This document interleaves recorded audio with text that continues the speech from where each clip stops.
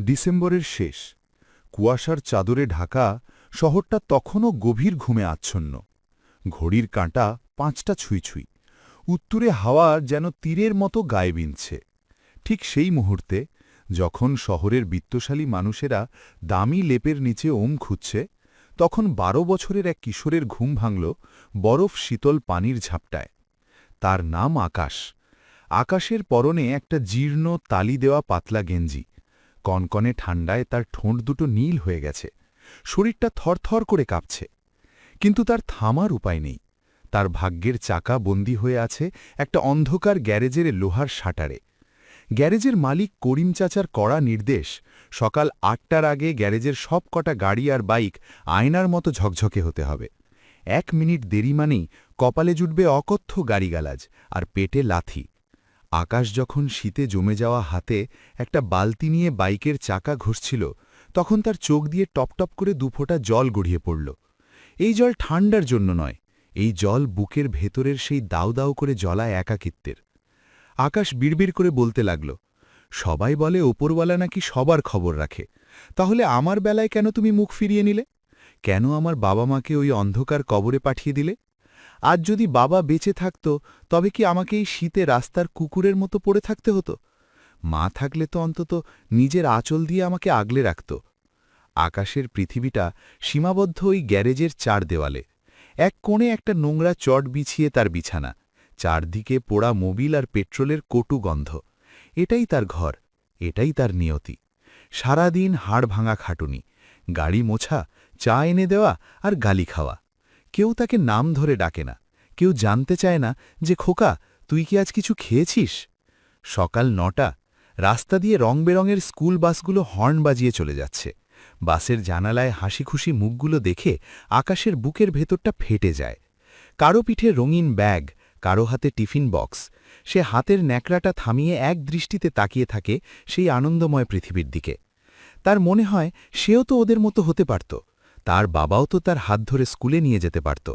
কিন্তু তার কপালে লেখা কেবল পোড়া মোবিলের কালি আর লোহার শিকল। করিম চাচার কর্কশ গলার আওয়াজ পেলেই আকাশের বুকটা ধক করে ওঠে। স্বপ্ন দেখার বিলাসিতা তার সাজে না, তার জীবনটাই লোহার খাঁচায় বন্দী।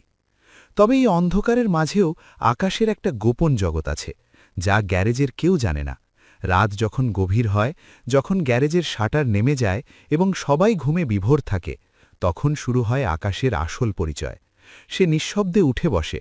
তার অস্ত্র বলতে একটা পুরনো স্ক্রুড্রাইভার আর একটা জং ধরা রেঞ্চ। গ্যারেজের এক কোণে পড়ে থাকা পরিত্যক্ত ইঞ্জিনগুলোই তার খেলার সাথী। সে গভীর মনোযোগ দিয়ে এক একটা নাটবল্টু খোলে। সে বোঝে কোন তারটা কোথায় গেছে, কোন পিস্টনটা কিভাবে শ্বাস নেয়। যন্ত্রের ভাষা সে যেন জন্মগতভাবেই রপ্ত করে নিয়েছে। কেউ তাকে শেখায়নি, কিন্তু সে যেন বাতাসের শব্দ শুনে বলে দিতে পারে ইঞ্জিনের কোথায় ত্রুটি। তবে তাকে খুব সাবধান থাকতে হবে, কারণ করিম চাচা জানলে তাকে পিটিয়ে চামড়া তুলে নেবে। তার চোখে আকাশ যেন একজন ফোকনির বাচ্চা কাজের ছেলে, যার কাজ শুধু মোছামুছি করা, দামি ইঞ্জিনে হাত দেওয়া নয়। পরের দিন সকালে কুয়াশা কেটে একটু রোদ উঠেছে। গ্যারেজে একটা ঝকঝকে নতুন সেডান গাড়ি এসেছে সার্ভিসিংয়ের জন্য।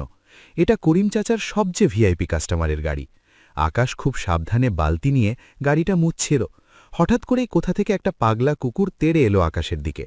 ভয়ে আকাশ দুকদম পিছিয়ে যেতেই তার হাতের লোহার বালতিটা সজোরে গিয়ে লাগল গাড়ির দরজায়। মুহূর্তের মধ্যে গাড়ির সিলভার রঙের বডিতে একটা লম্বা গভীর আঁচড় পড়ে গেল। করিম চাচা যেন ওত পেতেছিল। সে শকুনের মতো ছো মেরে সামনে এলো। আকাশের কলার জিবে ধরে সে চিৎকার করে উঠল, হারামজাদা, এতিমের বাচ্চা, এটা কি করলি তুই? জানিস এই গাড়ির দাম কত? তোর মতো 10টা ফকিরকে বিক্রি করলেও এই গাড়ির একটা চাকাও কেনা যাবে না। করিম চাচা হিতাহিত জ্ঞান হারিয়ে আকাশকে মারতে শুরু করল। আকাশের কপাল ফেটে রক্ত গড়িয়ে পড়ছে। সে মাটিতে পড়ে কাঁতরাচ্ছে, কিন্তু চিৎকার করে কাঁদছে না। সে শুধু মাথা নিচু করে সেই অপমান আর গালিগুলো সহ্য করছে। করিম চাচা শেষমেশ হাঁপাতে হাঁপাতে বলল, তোর মতো অপয়াকে আশ্রয় দিয়ে আমি ভুল করেছি। যা, এখান থেকে যা, দূর হও আমার চোখের সামনে থেকে। কাল যেন তোকে গ্যারেজের আশেপাশে না দেখি। রক্তমাখা মুখে আকাশ গ্যারেজের অন্ধকার কোণে গিয়ে পড়ে রইল। সে জানে না সে কোথায় যাবে, কার কাছে দাঁড়াবে। তার মাথা ঘুরছে, পৃথিবীটা ঝাপসা হয়ে আসছে। কিন্তু সে এটা জানে না যে তার জীবনের এই চরম অন্ধকারই আসলে এক বিশাল আলোর ইঙ্গিত দিচ্ছে। শহরের অন্য প্রান্তে তখন তোলপাড় জ্বলছে। দেশের গৌরব ১,০০০ কোটি টাকার একটি কার প্রজেক্ট থমকে দাঁড়িয়ে আছে। এক অদ্ভুত যান্ত্রিক গোলযোগ যা বিদেশের বড় বড় ইঞ্জিনিয়াররাও ধরতে পারছেন না। আর সেই সমস্যার সমাধান লুকিয়ে আছে এই ১২ বছরের অনাথ ছেলেটার আঙুলের ডগায়। পুরো শহরে তখন একটাই খবর, দেশের সবচেয়ে বড় গাড়ি প্রস্তুতকারী কোম্পানি রোডমাস্টার অটোজ এক ভয়াবহ সংকটে পড়েছে। তাদের ১,০০০ কোটি টাকার নতুন মডেলের গাড়িটি বাজারে আসার ঠিক আগ মুহূর্তে এক যান্ত্রিক ত্রুটির কবলে পড়েছে। গাড়ি স্টার্ট হয়, কয়েক কদম চলে, আবার হঠাৎ করেই বন্ধ হয়ে যায়। জার্মানি আর জাপান থেকে আসা ঝানু ইঞ্জিনিয়াররা তাদের ল্যাপটপ আর সেন্সর নিয়ে দিন-রাত এক করে ফেলছেন, কিন্তু যন্ত্রের নাড়ি নক্ষত্রা পরীক্ষা করেও কেউ বলতে পারছেন না সমস্যাটা ঠিক কোথায়। কোম্পানির মালিক জনাব আরমান সাহেব হতাশায় ডুবে গেছেন। তার সারা জীবনের স্বপ্ন আর ১,০০০ কোটি টাকা পানিতে যেতে বসেছে। শেষমেশ তিনি এক ঐতিহাসিক ঘোষণা দিলেন, যদি এই দেশের কোনো লোকাল মেকানিক বা ইঞ্জিনিয়ার এই যান্ত্রিক রহস্য ভেদ করতে পারে, তবে তাকে শুধু পুরস্কৃত করা হবে না, তাকে এই কোম্পানির অংশীদার এবং আজীবনের জন্য সম্মানিত করা হবে। গ্যারেজ মালিক করিম চাচা লোভে অন্ধ হয়ে গেল।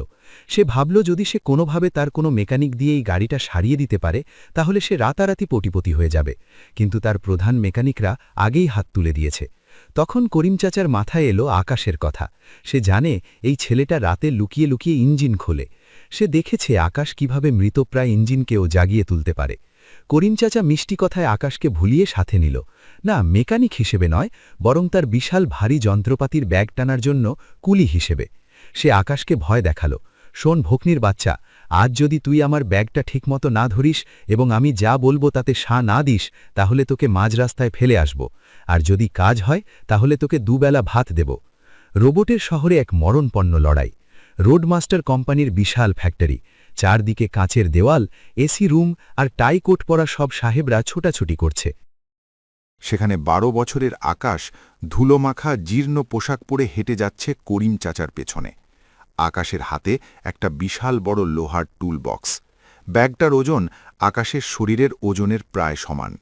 আকাশের ছোট ছোট পা দুটো কাঁপছে, তার পাতলা শার্টটা ঘামে ভিজে পিঠের সাথে লেপ্টে আছে।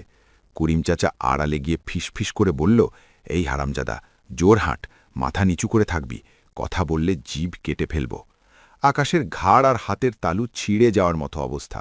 সে শুধু এক পলক তাকালো তার সামনে থাকা সেই রাজকীয় গাড়িটার দিকে। বোনেট খোলা, ঝকঝকে ইঞ্জিন। আকাশের চোখ দুটো যেন হঠাৎ উজ্জ্বল হয়ে উঠল।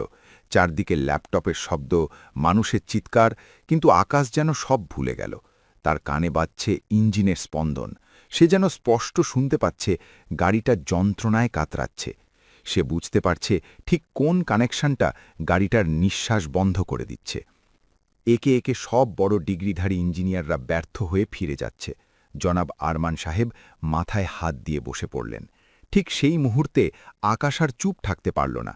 সে দেখল যেখানে ইঞ্জিনিয়াররা হাইটেক সেন্সর চেক করছে, আসলে সেখানে কোনো সমস্যাই নেই। সমস্যাটা লুকিয়ে আছে একটা ছোট্ট ম্যানুয়াল ভালভের ভেতরে, যা কোনো কম্পিউটার ধরতে পারবে না। আকাশ কাঁপা কাঁপা গলায় বলে উঠল, স্যার, আমি কি একবার দেখব? পুরো হলরুম যেন থমকে গেল। তারপর এক বিকট হাসির রোল উঠল। ম্যানেজারের চিৎকার, এই ছোকরা, তোর সাহস তো কম না, তুই জানিস এটা কি গাড়ি? এটা তোর পাড়ার খেলনা গাড়ি নয়। গার্ড, এই ময়লা ধরা ছেলেটাকে ঘাড় ধরে বের করে দাও।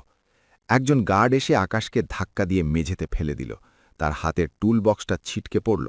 করিম চাচা ভয়ে কেঁপে কেঁপে বলতে লাগল, স্যার, আমাকে ক্ষমা করবেন, ও আমার চাকর, মাথা খারাপ হয়ে গেছে বোধহয়।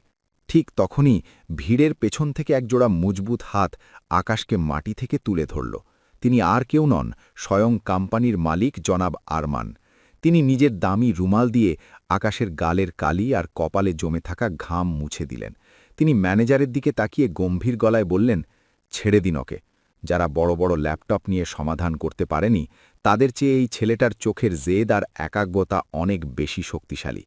প্রতিভা কখনো পোশাকে থাকে না, প্রতিভা থাকে দেখার দৃষ্টিতে। তিনি আকাশের দিকে ফিরে হাসলেন, খোকা, তুমি কি পারবে? আকাশ বুক টান করে বলল, স্যার, আমি জানি ওর কোথায় ব্যথা হচ্ছে। আমি শুধু 1 ঘন্টা সময় চাই। যদি না পারি তবে আমাকে পুলিশের হাতে দেবেন। আরমান সাহেব নির্দেশ দিলেন সবাইকে সরে যেতে। পুরো জগৎ যেন আজ এক অনাথ কিশোরের কারিশমা দেখতে অপেক্ষা করছে। আকাশ ঢুকে গেল ইঞ্জিনের গভীরে। তার ছোট ছোট হাতগুলো বিদ্যুতের গতিতে চলতে শুরু করল। সে কারো দিকে তাকাচ্ছে না, কোনো কথা বলছে না। তার কপালে ঘাম আর মোবিলের মিশ্রণ একাকার হয়ে গেছে। সে একটা একটা করে পার্টস খুলছে। সে জানে কোথায় একটা তার ভুলভাবে লাগানো হয়েছে, যা উত্তপ্ত হলেই ইঞ্জিন বন্ধ করে দিচ্ছে। আকাশ যেন কোনো অপারেশন থিয়েটারে একটা জীবন বাঁচাতে লড়াই করছে। 1 ঘন্টা পার হয়ে গেল। আকাশের শরীর ক্লান্তিতে কাঁপছে, কিন্তু তার কাজ শেষ। আকাশ চিৎকার করে বলল, স্যার, এবার চাবি ঘোরান, ইঞ্জিন স্টার্ট দিন। ম্যানেজার তাচ্ছিল্যের হাসি দিয়ে চাবিটা ঘোরালো। সে নিশ্চিত ছিল কিছুই হবে না, কিন্তু পরক্ষণেই এক শক্তিশালী গর্জন করে ইঞ্জিন সচল হয়ে উঠল। পুরো ফ্যাক্টরি স্তব্ধ হয়ে গেল। ইঞ্জিনের সেই জীবন্ত শব্দ যেন বিজয়ের গান গাইছে। বড় বড় ইঞ্জিনিয়ারদের হাতের ল্যাপটপগুলো আজ অচল প্রমাণ হল। যে রহস্য ভেদে তারা ব্যর্থ হয়েছে, 12 বছরের এক কিশোর তা 1 ঘন্টায় সমাধান করে দিল। আরমান সাহেব চেয়ার থেকে লাফিয়ে উঠলেন। তিনি সবিস্ময়ে তাকিয়ে আছেন এই ছোট্ট ছেলেটার দিকে। আকাশ এক হাতে স্ক্রুড্রাইভার ধরে হাঁপাতে হাঁপাতে দাঁড়িয়ে আছে। তার মুখে একটা তৃপ্তির হাসি। আরমান সাহেব আকাশের কাছে এগিয়ে এলেন এবং তাকে জড়িয়ে ধরলেন। তুমি শুধু আমার 1000 কোটি টাকার প্রজেক্ট বাঁচাওনি খোকা, তুমি আজ প্রমাণ করলে যে প্রতিভা কোনো রাজপ্রাসাদে জন্মায় না। প্রতিভা জন্মায় শ্রম আর দারিদ্র্যের আগুনে পুড়ে। ঠিক সেই সময় করিম চাচা ভিড় ঠেলে সামনে এলো। তার চোখে তখন মিথ্যে কান্নার জল। সে আকাশের হাত ধরে বলতে লাগল, দেখলেন স্যার, আমি শিখিয়েছি, ও আমার গ্যারেজের জান। কিন্তু আরমান সাহেব অভিজ্ঞ মানুষ। তিনি আকাশের চোখের আতঙ্ক আর করিম চাচার ধূর্ততা মুহূর্তেই বুঝে নিলেন। তিনি গার্ডদের দিকে ইশারা করলেন, কিন্তু তার আগে তিনি আকাশের দিকে তাকিয়ে বললেন, আকাশ, আজ থেকে তোমার জীবন বদলে গেল, কিন্তু তার আগে একটা বিচার বাকি আছে। ম্যানেজার এসে আরমান সাহেবের কানে কানে কিছু একটা বলল, যা শুনে আরমান সাহেবের মুখ শক্ত হয়ে গেল। তিনি আকাশের দিকে তাকিয়ে বললেন, আকাশ, ওই গ্যারেজে তোমার একটা গোপন জিনিস পাওয়া গেছে, যা করিম চাচা ধ্বংস করতে চায়। সেটা কি? আকাশের বুকটা ধক করে উঠল। তার সেই গোপন ডায়েরিটা, নাকি অন্য কিছু? ফ্যাক্টরির সেই বিশাল হলরুমে তখন পিন পতন নীরবতা। আরমান সাহেবের নির্দেশে করিম চাচাকে পুলিশি পাহারায় বাইরে বের করে দেওয়া হলো। আরমান সাহেব আকাশের হাত ধরে বললেন, আকাশ, আজ থেকে তুমি আর কোনো গ্যারেজের চাকর নও। আজ থেকে তুমি আমার কারখানার অংশ, আমার পরিবারের সদস্য। তোমার পড়ার খরচ, থাকার জায়গা, সব দায়িত্ব এখন থেকে রোড মাস্টার অটোসের। আকাশের চোখে তখন নোনা জল। সে জানত না এক টুকরো লোহার রেঞ্চ আর একজোড়া কালিময় হাত তাকে একদিন আকাশের ঠিকানায় নিয়ে যাবে। আরমান সাহেব তাকে বিদেশে উচ্চশিক্ষার জন্য পাঠালেন। আকাশ তার প্রতিভা আর হাড় ভাঙা পরিশ্রম দিয়ে প্রমাণ করল যে সুযোগ পেলে এক অনাথ ছেলেও বিশ্ব জয় করতে পারে। ঠিক 20 বছর পরের এক শীতের সকাল। সময় তার আপন গতিতে বয়ে যায়। ক্যালেন্ডারের পাতা উল্টাতে উল্টাতে কেটে গেল দীর্ঘ 20 বছর। সেই 12 বছরের হাড়সারা আকাশ আজ আর সেই অসহায় কিশোর নেই। সে এখন ইঞ্জিনিয়ার আকাশ আহমেদ। জার্মানির শ্রেষ্ঠ বিশ্ববিদ্যালয় থেকে অটোমোবাইল ইঞ্জিনিয়ারিংয়ে পিএইচডি করে সে এখন রোড মাস্টার অটোসের চিফ এক্সিকিউটিভ অফিসার, সিইও। পুরো বিশ্বে আজ আকাশের ডিজাইন করা হাইব্রিড কার নিয়ে তোলপাড় চলছে। তার সুসজ্জিত শীতাতপ নিয়ন্ত্রিত বিশাল অফিস, কাঁচের দেওয়াল দিয়ে পুরো শহর দেখা যায়। তার পরনের দামি স্যুট, চোখে আত্মবিশ্বাসের দীপ্তি। কিন্তু আকাশের টেবিলের এক কোণে এখনও কাঁচের বাক্সের যত্ন করে রাখা আছে সেই 20 বছর আগের জং ধরা স্ক্রুড্রাইভারটা আর সেই ছিঁড়ে যাওয়া তালি দেওয়া গেঞ্জিটা। সে তার অতীতকে ভোলেনি। একদিন সকালে আকাশের সিকিউরিটি গার্ড ইন্টারকমে জানাল, স্যার, নিচে একজন বৃদ্ধ লোক এসেছেন। তিনি আমাদের কোম্পানির কাছে সাহায্যের জন্য হাত পেতেছেন। ওনার একটা ছোট গ্যারেজ ছিল, কিন্তু ঋণের দায়ে সব হারিয়ে এখন পথে বসেছেন। আপনার সাথে একবার দেখা করার জন্য কান্নাকাটি করছেন। আকাশ যখন লিফট দিয়ে নিচে নামল, দেখল একজন জরাজীর্ণ বৃদ্ধ লোক সোফায় বসে থরথর করে কাঁপছে। লোকটার চুল পেকে সাদা হয়ে গেছে, কপালে চিন্তার ভাঁজ, পরনে নোংরা একটা চাদর। আকাশ দেখামাত্রই চিনতে পারল, এ সেই করিম চাচা। আকাশের চোখের সামনে মুহূর্তেই ভেসে উঠল সেই হাড় কাঁপানো শীতের সকাল, সেই বালতির ধাক্কায় পাওয়া মার, আর সেই কদর্য গালাগালি। হ্যাঁ, এই সেই লোক যে আকাশকে বৃষ্টির রাতে কুকুরের মতো তাড়িয়ে দিয়েছিল। করিম চাচা কিন্তু আকাশকে চিনতে পারল না। সে শুধু হাত জোড় করে কাঁপা কাঁপা গলায় বলল, বাবা, আমি অনেক বড় পাপ করেছি। একটা এতিম ছেলেকে আমি খুব মেরেছিলাম, তার পেটের ভাত কেড়ে নিয়েছিলাম। আজ ওপরওয়ালা আমাকে পথে বসিয়ে দিয়েছেন, আমার মাথা গোজার ঠাঁইটুকুও নেই। আপনারা কি আমাকে একটু দয়া করবেন? আকাশের চোখের কোণে জল চলে এলো। আজ তার কাছে প্রতিশোধ নেওয়ার ক্ষমতা আছে। সে চাইলে এই লোকটিকে জেলের ভাত খাওয়াতে পারত, তাকে লাথি মেরে বের করে দিতে পারত। কিন্তু আকাশ তা করল না।